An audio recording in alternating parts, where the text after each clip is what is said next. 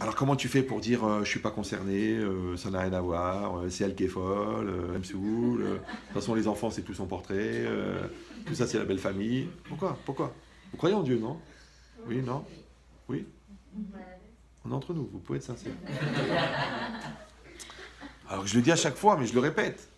Quelqu'un m'a dit, Mira, vous vous répétez souvent. Je dis, mais si les gens ils comprenaient du premier coup.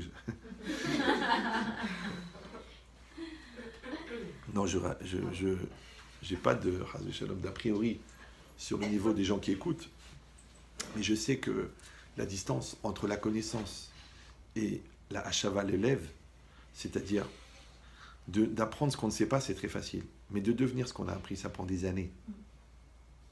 Alors c'est quoi le piège? Ce qu'on appelle le PAC en philosophie, le piège à... Ouais, c'est de dire je sais. Je sais. Ouais, je l'ai lu, je l'ai entendu, j'ai entendu un cours, je l'ai étudié dans la Torah, je l'ai appris à la yeshiva, ouais, je l'ai appris à la fac. Écoute, j'ai fait des études de psycho. T'es quand même schizophrène. Oui, mais ça n'a rien à voir. Ouais. Donc ça veut dire quoi? Ça veut dire que le problème de je sais, ouais, c'est que c'est un PAC. C'est un refuge mental, c'est un refuge intellectuel. D'accord? Tu dis à quelqu'un, écoute, ton fils, il est pas. En ce moment, il est. Ouais, je sais. D'accord? Tu écoutes, le business, c'est pas ça du tout. Il faudrait penser à réorienter. Ouais, je sais. D'accord? Tu sais, ça, t'as dit de faire ça le Shabbat. Non, mais attends, tu crois que je suis un païen? Je suis né à Marrakech. Qu'est-ce que tu crois, toi? 3 ans à Yeshiva à Tanger. Ok, d'accord, mais tu portes le Shabbat. Oui, mais tu comprends, au Maroc, c'était différent. Ouais. Donc, qu'est-ce qui peut arriver à quelqu'un que toute sa vie, il a dit je sais?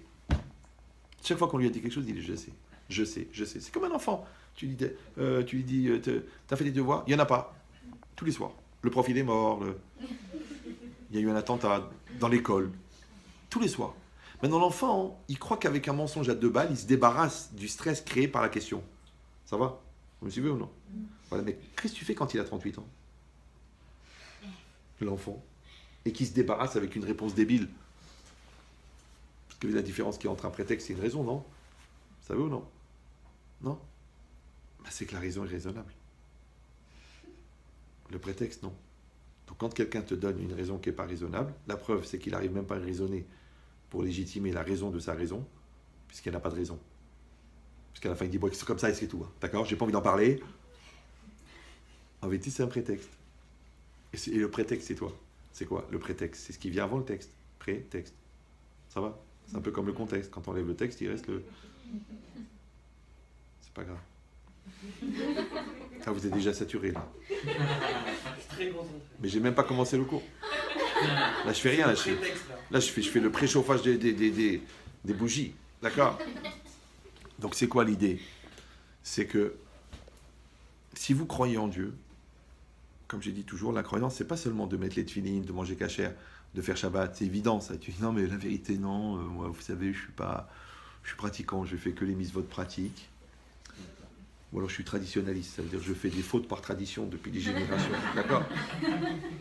Non, il y a un Shulchan Aruch, il y a une définition du juif, et il y a toi. Tu fais comme tu veux. Tu rentres dans les définitions, tu rentres pas. Tu n'es pas obligé. Chez nous, il n'y a pas de prosélytisme, même envers les juifs. D'accord? Tu veux pas être dans la définition.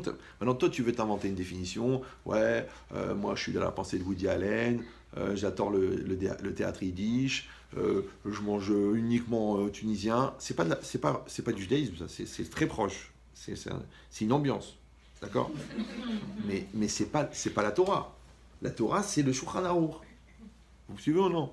Oui, mais parce qu'ils ont inventé un truc. C'est cette génération-là. Hein. Ça commence avec Marianne, je m'en rappelle. Ils ont inventé ultra-orthodoxe. Mais en vérité, ultra-orthodoxe, ça veut dire juif, pratiquant.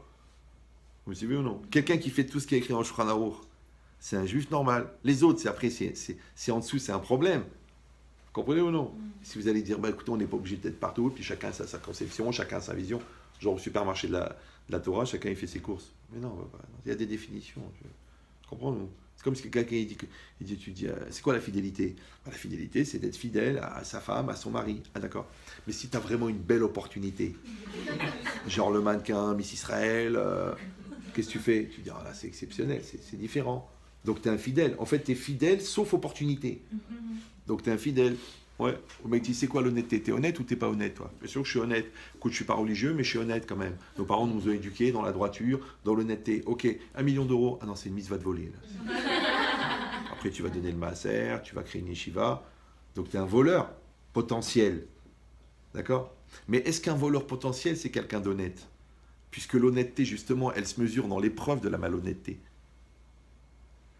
C'est pour ça qu'il s'appelle l'épreuve. Vous me suivez ou non? L'épreuve, comment vous l'écrivez-vous? L'épreuve, L-E-S, preuve. L'épreuve de la vie. Parce qu'une épreuve, ce qu'on appelle un examen, extérieur, âme, c'est ce qui fait sortir ton âme. Donc tu es avec ton stylo et ta feuille, à l'examen, tu dis, mais attends, où ils sont les cahiers, où est l'ambiance, où est le prof, où sont les antisèches? Il n'y a pas. Il y a toi, la feuille et le stylo. Pourquoi? Parce qu'on ne veut pas savoir ce que tu sais. Ce que tu sais, on le sait avec le contrôle continu. Ce qu'on veut savoir, c'est ce que tu es devenu grâce à ce que ça a appris. Ça, c'est les textes de l'éducation nationale. On veut mesurer à l'examen le niveau de maturité qui a été atteint grâce à l'acquisition des connaissances. D'accord? Donc tu vois que savoir sans devenir, ça vaut 0. Comme si vous ou non. C'est comme si toi, tu as fait 10 ans d'Yeshiva et tu trompes ta femme avec une tranquillité. Tu te dis, mais t'as un problème. Ou à la Yeshiva ou avec ta femme. C'est un des deux. Ouais. Si tu dis, je mange cachère, sauf pendant les vacances, comment tu fais? T'as 2 estomacs. Le jeune dit, je mange cachère à la maison. Et en dehors de la maison, comment il fait le mec? Il a une autre bouche. Il fait, ouais. Ah, mais c'est pas pratique, c'est compliqué, ces trucs, j'habite à Saint-Paul. Mais arrête! Vous avez compris l'idée ou non? Oui, mais il y a quand même dans la religion juive un peu d'efforts, non? Quand même. Un peu. Il n'y a que des efforts. Non, mais on peut faire une personne qui mange cachère, on va dire même. Ah, c'est mieux que rien, tu veux dire? Ouais, c'est mieux que rien. Ah, bien sûr, bien sûr. D'accord. Mais quand tu as des notes éliminatoires dans un process scolaire, qu'est-ce qu'on va faire avec les autres notes si tu as des notes éliminatoires? Ah, c'est mort. C'est toi qui l'as dit. Donc maintenant, mais c'est mieux que rien. Vous avez compris? Mais c'est mieux que rien. C'est le culte des rabbins quand on parle avec les rabbins. Les rabbins disent souvent. Bon, il faut bien qu'il y en ait un qui dise la vérité. Bon, donc ça veut dire quoi? Non, mais vous êtes jeune. Si vous aviez 82 ans, en phase terminale, j'aurais dit les pauvres, on va leur dire une fois, dans ta vie, tu as dit Amen à la sortie d'un déménagement. Amen, Amen, les valises, d'accord? Quand la cave, tu vas aller au monde futur. Mais là, vous êtes jeune. Vous avez des cerveaux, vous êtes frais, vous êtes... Pourquoi je vais vous vendre une Torah de baratin? C'est le baratin, c'est pas un endroit où on sert des tisanes. D'accord? Non. Je vous dis la vérité. Mais non. Ça va? Ah, c'est rythmé, hein, comme... Faut suivre. Hein, tout. Ouais, c'est bien. En plus, j'ai dormi cet après-midi, je suis dangereux. Ah oui, parce que quand je dors, les connexions vont beaucoup... Donc là, je parle au ralenti, là. Si je me mets à parler vite, alors là, vous allez avoir mal à la tête pendant une semaine. C'est pour ça que caché en hébreu, ça veut dire caché en français. En caché, ça veut dire dur. Ouais. Donc maintenant, c'est quoi l'idée? Vous avez compris maintenant? Il est en Côte d'Ivoire, celui-là. Donc, l'idée, c'est quoi? L'idée, vous avez compris, c'est qu'on vient avec un potentiel énorme. Énorme. Ouais. Et ce potentiel, on doit le réaliser. Donc, on va passer du potentiel au réel. Donc, il y a le jeu intérieur, on a dit, et le jeu extérieur.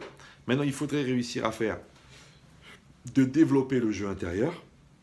Ça s'appelle développement personnel, connaissance de soi, maîtrise de soi, respect de soi, peinture sur soi, cravate en soi. Et après, il faut développer le moi extérieur. Le moi agissant, le moi efficace, le moi professionnel, le moi spirituel, le moi religieux, le moi mari, le moi papa, le moi grand-père. Donc ce moi à l'extérieur qui est un efficace de chez efficace dans la réalité, et le moi intérieur qui est entièrement construit. Maintenant, quand le moi intérieur est rempli entièrement sa peau, ouais, et qu'on a compris que la réalité, elle est adaptée, puisque la Emouna, c'est quoi?